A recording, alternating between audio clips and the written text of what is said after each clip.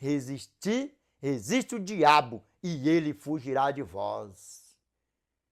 Sem Cristo nós não temos força para nada, nem para nos levantar da cama, para nada. Mas com Cristo, nós deitamos com Cristo, levantamos com Cristo, passamos o dia com Cristo e em um futuro tão próximo, nós iremos estar com Cristo, com a graça, o qual verteu o seu sangue no madeiro por mim e por você, eternamente. Amém? Vamos lá para nós ver aqui, ó. Deus não criou uma praga, como diz por aí afora, uma porcaria por aí afora, não. Deus criou um ser lindo, belo e maravilhoso, como os anjos da corte celestial. Mas até Cristo voltar, ele se transformará em anjo de luz. Segundo aos Coríntios, capítulo 11, verso 14. Ora, e não é de admirar, porque o próprio Satanás se transforma em anjo de luz. Na tua Bíblia pode estar assim, ó, se transfigura em anjo de luz, dado mesmo. Ezequiel, capítulo 28, verso 14 ao 17. Tu eras querubim da guarda ungido e te estabeleci, permaneças no monte santo de Deus, no brilho das pedras andavas, perfeito eras nos teus caminhos, desde o dia em que foste criado, até que se achou iniquidade em ti. Na multiplicação do teu comércio se encheu o teu interior de violência e pecaste. Ele era o quê? Perfeito nos teus caminhos, desde o dia em que foste criado, até que achou pecado nele. Na multiplicação do seu comércio se encheu o teu interior de violência e pecaste. Pelo que te lançarei profanado fora do monte de Deus, te farei perecer.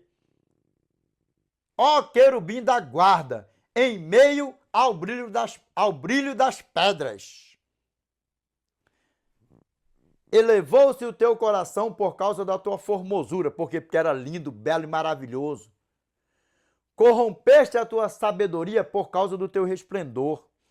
Por quê? Porque era lindo.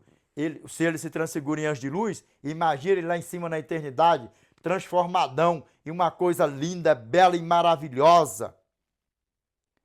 Porque ele era o quê? Querubim da guarda ungido. Sabe o que era o querubim da guarda ungido? Aquele lá, ó, que andava lá com o nosso eterno, cobriu o eterno, com duas asas cobriu o rosto do eterno, com duas voava e com duas cobria a arca, todo o nosso eterno. Ele era um ser lindo, belo e maravilhoso. Para você que anda nessa malignidade por aí afora, eu vivo pecando todo dia e toda hora. Cuidado, cuidado, cuidado. Para com isso, porque fala para mim aqui, aponta para mim aqui o pecado de Lúcifer na Bíblia, de Gênesis a Apocalipse. Qual foi o pecado de Lúcifer? Lúcifer matou lá em cima? Não. Lúcifer roubou lá em cima? Não. Lúcifer levantou falso testemunho contra alguém lá em cima, falando da sua boca para fora? Não. Lúcifer roubou? Não. Lúcifer, o pecado de Lúcifer foi só no interior dele. Aqui, eu quero que você se desperta. Eu quero que você se desperta nisso aqui. Eu pego todo dia, pego toda hora, até por sonho, pego em comida, pego em não sei o quê, pego por aqui e tal, isso, aquilo, outro. Meus olhos veem isso, meus olhos veem aquilo, não sei o quê. Ei, olha nos meus olhos aqui, ó. Os teus olhos, ainda que vejam um homem sem nada por aí afora e você desviar o teu olhar, isso não é pecado. Não é pecado você chegar e ver um acidente, acidentalmente. Você pecou, se deparou com essa situação ali, ó, desviou teus olhos, acabou. Um acidente, acidentalmente. Ainda que você se encontre numa situação dessa, não é pecado.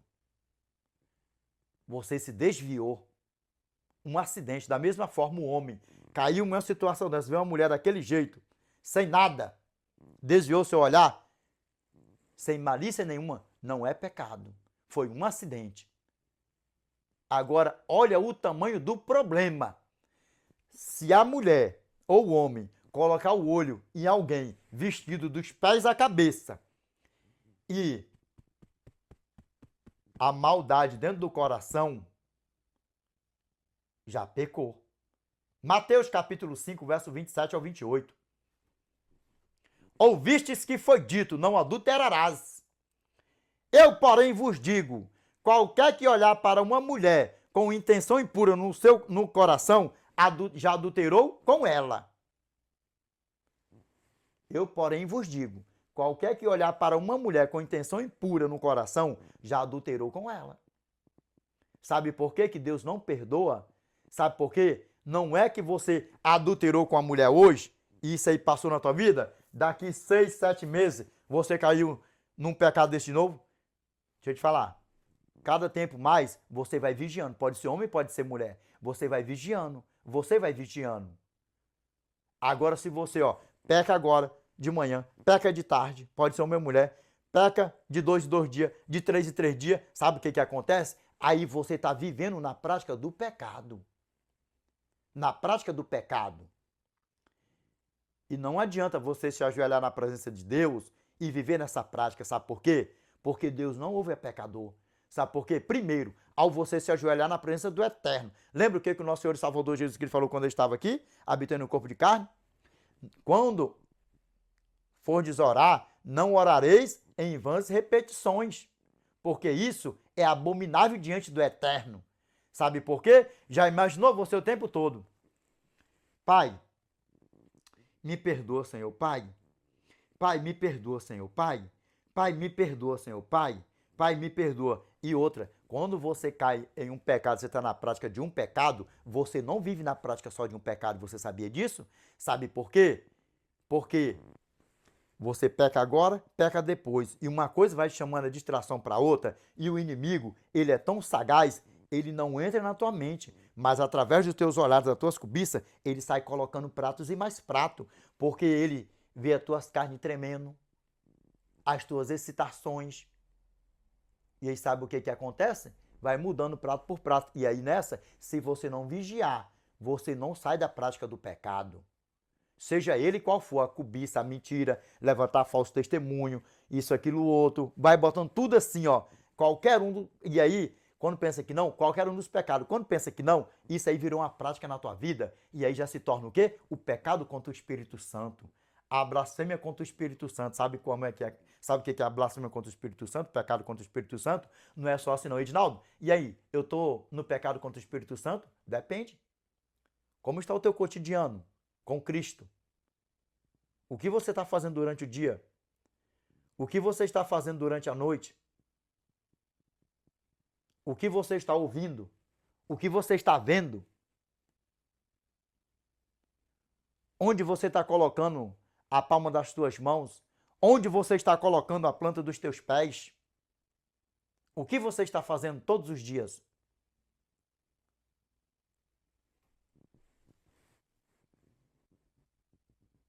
O pecado contra o Espírito Santo não tem mais perdão. E ele vai virando uma telha de aranha. Uma mentirinha aqui, uma mentirinha ali, não sei o que, isso, aquilo, outro. Aí sabe o que acontece? Imagine você o tempo todo na prática de um pecado e nunca abandona e todo dia, todo dia, todo dia, todo dia, todo dia, todo dia. Lembra que eu falei aí? Pergunta para um judeu.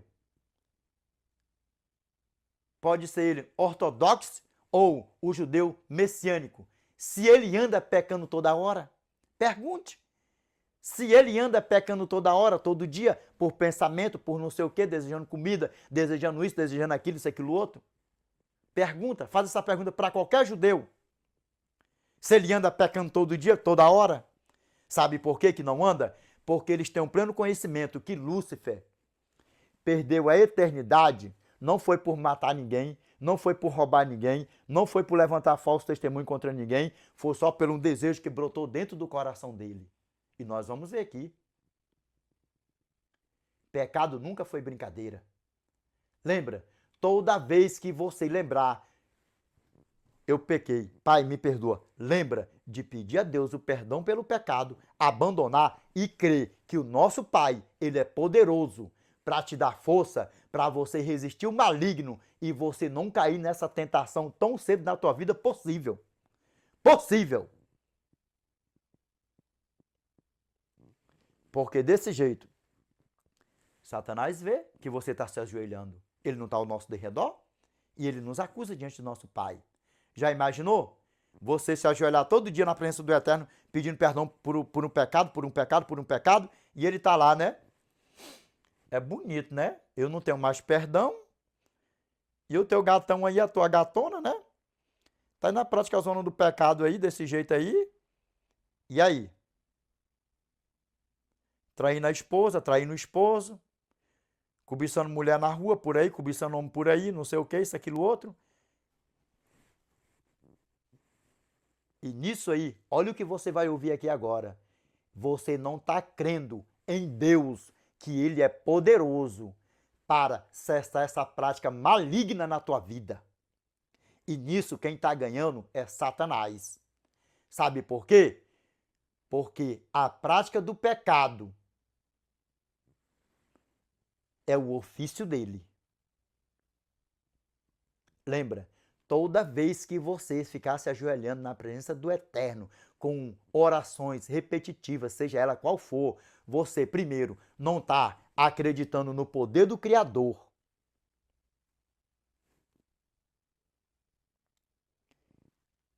Você não está acreditando que Ele é poderoso. Nunca esqueça isso. Por isso que orações em vã repetições é abominável diante do Eterno. Sabe por quê? Imagine toda hora teu filho te pedindo uma coisa. Imagine toda hora alguém te pedindo uma coisa. Toda hora te pedindo uma coisa, te pedindo a mesma coisa, te pedindo a mesma coisa, te pedindo a mesma coisa, te pedindo a mesma coisa. Imagine. Imagine. Toda hora.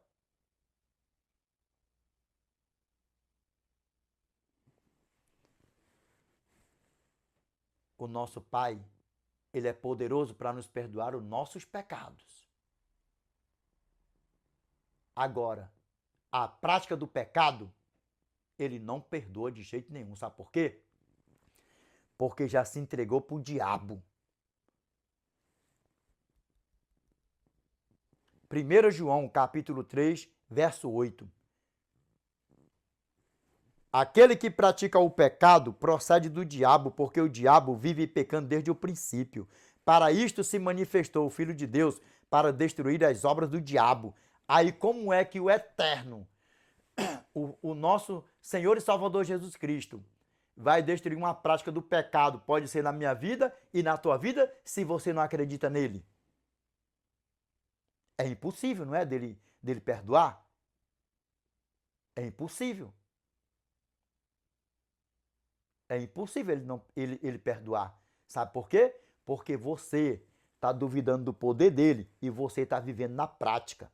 Então, em nome do nosso Senhor e Salvador Jesus Cristo, abandona essa prática. Edinaldo, eu desejo comida. Abandona essa prática. Edinaldo, eu desejo isso, eu desejo aquilo, não sei o que, isso, aquilo, outro.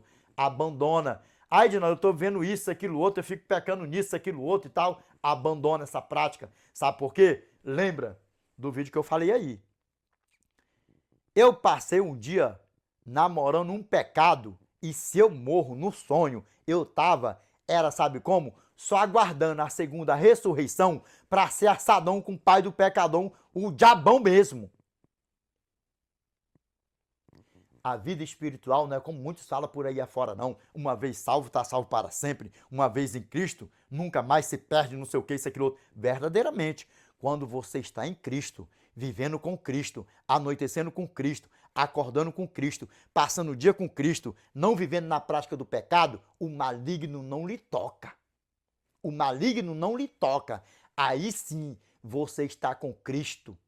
E quando você pecar, o sangue do Cordeiro te purificará da tua imundícia e da minha imundícia, da minha injustiça e da tua injustiça. Como diz a palavra do nosso Pai, 1 João, capítulo 5, verso 18. Sabemos que todo aquele que é nascido de Deus não vive em pecado. Não vive em pecado. Não vive na prática de pecado.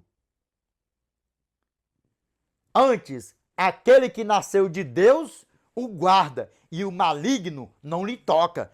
Guarda de quê? O guarda de viver na prática do pecado. Porque 1 João capítulo 3, verso 10, 1 João capítulo 3, verso 8 ao 10, 1 João capítulo 3, verso 9 ao 10, todo aquele que é nascido de Deus não vive na prática de pecado, pois o que permanece nele é a divina semente. Ora, esse não pode viver pecando porque é nascido de Deus. Verso 10. Nisto são manifestos os filhos de Deus e os filhos do diabo.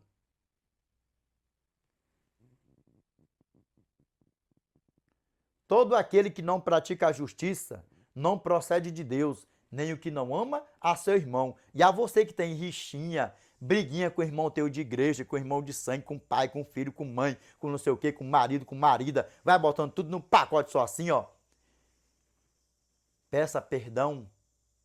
Se você tem de perdoar alguém também, perdoe em nome do nosso Senhor e Salvador Jesus Cristo. Ligue para a pessoa, se não quiser falar com você, não é problema seu, é problema dela.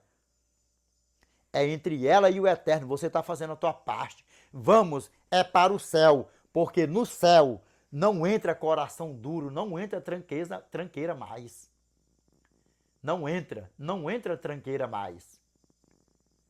Lá no céu só vai entrar, ó, ex-prostituto, ex-prostituta, ex-ladrão, ex-assassino, ex-estuprador, ex-fofoqueiro, ex-odiado, ex-drogado, ex-cachaceiro.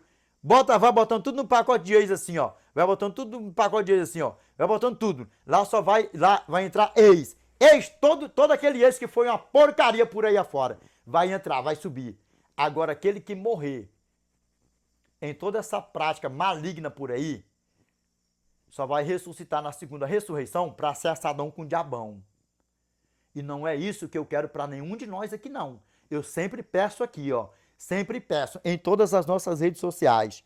Vamos para a eternidade. Não viva na prática do pecado. Não leve a graça na graça para que você não venha cair em uma grande desgraça.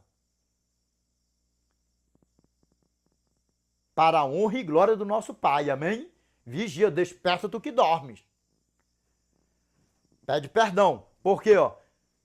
Verso 15. Verso 15. Todo aquele que odeia seu irmão é assassino. Ora, vós sabeis que todo assassino não tem a vida eterna, permanente em si.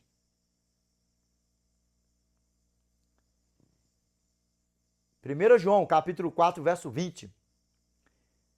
Se alguém disser, amo a Deus, e odiar a seu irmão, é mentiroso. Pois aquele que não ama a seu irmão a quem vê, não pode amar a Deus a quem não vê. Na tua Bíblia pode estar até assim, ó. Se alguém diz, eu amo a Deus e aborrece a seu irmão, é mentiroso. Pois quem não ama seu irmão ao qual viu, como pode amar a Deus a quem não viu?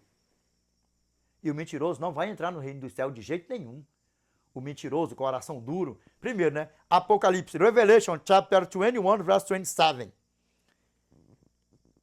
And there shall no wise enter into it anything that defileth, neither whatsoever worketh abomination, or maketh a lie, but the which are written in the Lamb's book of life. Na tua Bíblia pode estar assim, ó. Na eternidade, ó. Nela nunca jamais penetrará coisa alguma contaminada, nem qualquer que pratique abominação ou mentira, mas somente os inscritos no livro da vida do Cordeiro. Revelation chapter 22, verse 15. For we fought our dogs and sorcerers and whoremongers and murderers and idolaters and whosoever loveth and maketh a lie. Na tua Bíblia, possivelmente vai estar assim, ó. Pois fora ficou os cães, os feiticeiros, os impuros, os assassinos, os idólatras e todo aquele que ama e pratica a mentira. O mentiroso de modo nenhum vai entrar no reino dos céus. De jeito nenhum. Mas os que viverem em Cristo, for fiel a Cristo, a graça até o fim, como diz Matthew, chapter 20, 24, verse 13. But he that shall endure unto the end, the same shall be saved. Mas aquele, porém, que perseverar até o fim, esse será salvo. Mateus capítulo 24, verso 13. Desperta tu que dormes. Desperta tu que dormes. É a nossa salvação. É o nosso bem mais precioso. É a nossa salvação. Amém? Vamos ver aqui o que a palavra do nosso Pai fala para nós aqui. O que a palavra do nosso Pai continua falando para nós aqui. Sabe por quê? Porque o mundo está indo de mal a pior. O mundo está indo de mal a pior. O amor esfriando de quase todos. Guerras, terremotos, furacões, vai colocando tudo num pacote só. A prostituição se alastrando em todo o globo terrestre, escândalos e por aí afora, isso, aquilo, outro. Agora, no meio de todo esse rebuliço aí, ó, eu tenho uma notiçona grandona, isona, lightona e brightona para te dar. Sabe qual é? O último sinal da volta do nosso Senhor e Salvador Jesus Cristo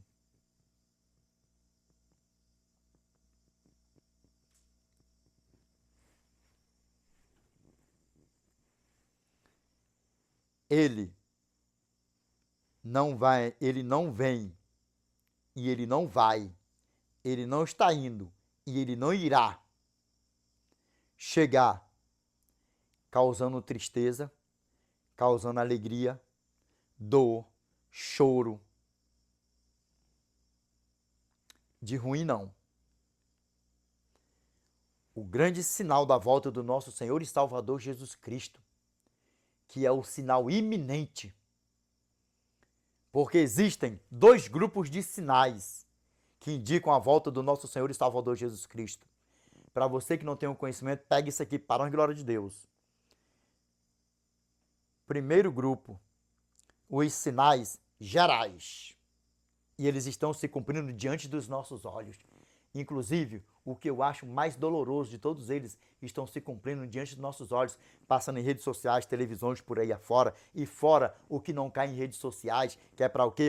Que é para não amedrontar o povo, para não desesperar o povo por aí afora. Os dois sinais que eu acho triste. Pessoas morrendo de fome. E pais matando os filhos por aí afora. E quantas crianças estão sendo mortas nessas guerras aí que já tem 3 anos. Eu estou gravando esse vídeo em 2025.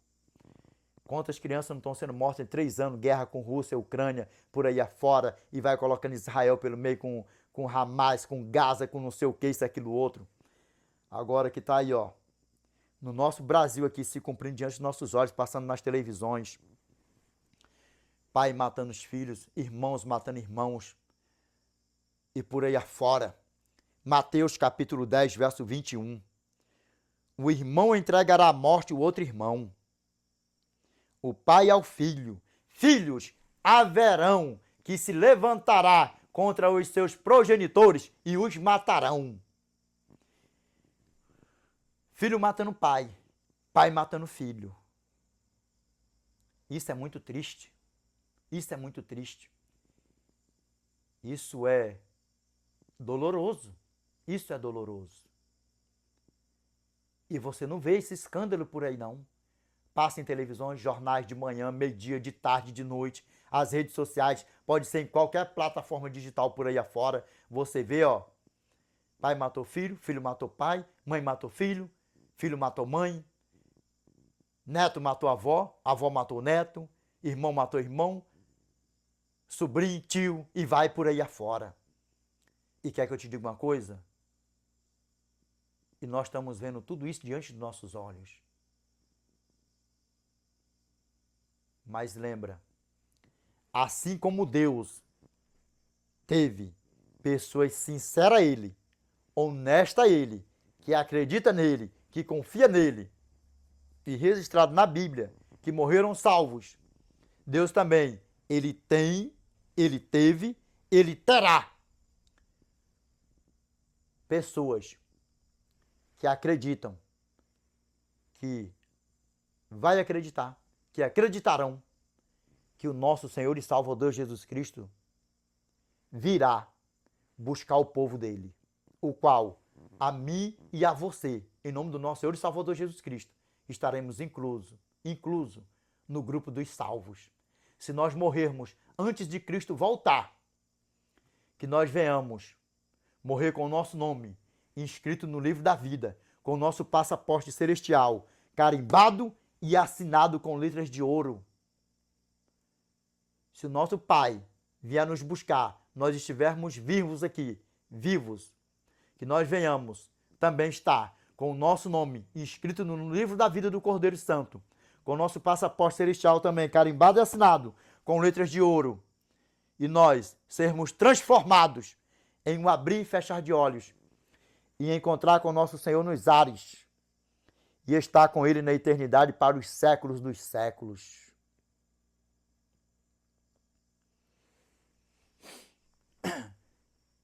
E o sinal iminente.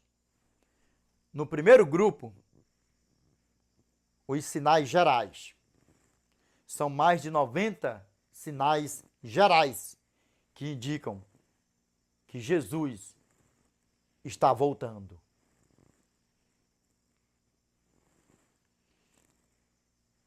Esse aí é destrutivo mesmo, destrutivo. Agora, o segundo grupo, só existe um sinal, o sinal iminente. Ele acontece e em seguida Jesus volta. Ele acontece e em seguida Jesus volta. E ele não vai chegar com destruição, causando choro, de tristeza, de desespero, de dor, de angústia, não. Esse sinal iminente, ele vai chegar até a última ovelhinha dele, levando um choro de alegria, um choro de libertação, um choro de conhecimento, um choro de alegria, um choro de gratidão, porque a graça chegou até a última ovelhinha do nosso Pai. Ele não vai chegar com trovões, relâmpagos, terremotos, não. Ele vai chegar mansinho, caladinho e entrando nas orelhas, para a mente e no coração, e por sinais através dos olhos, aqueles que não ouvem e aqueles que não veem. Vai chegar com uma voz nos seus ouvidos, como um som melodioso.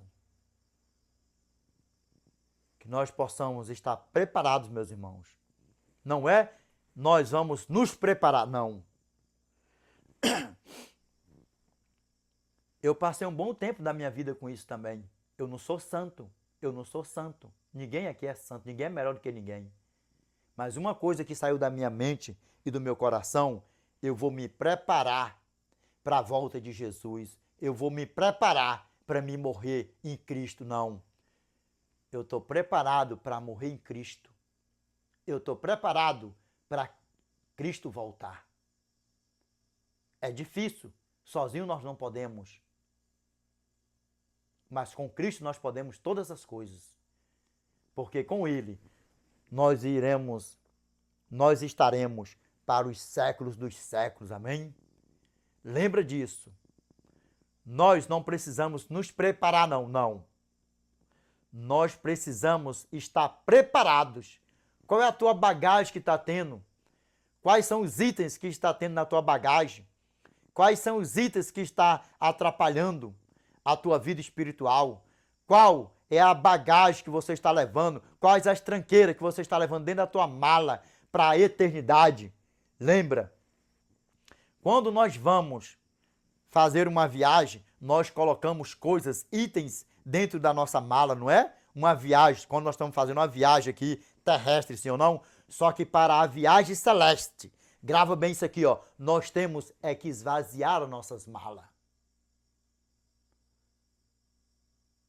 Tá vendo a diferença? Sabe por quê?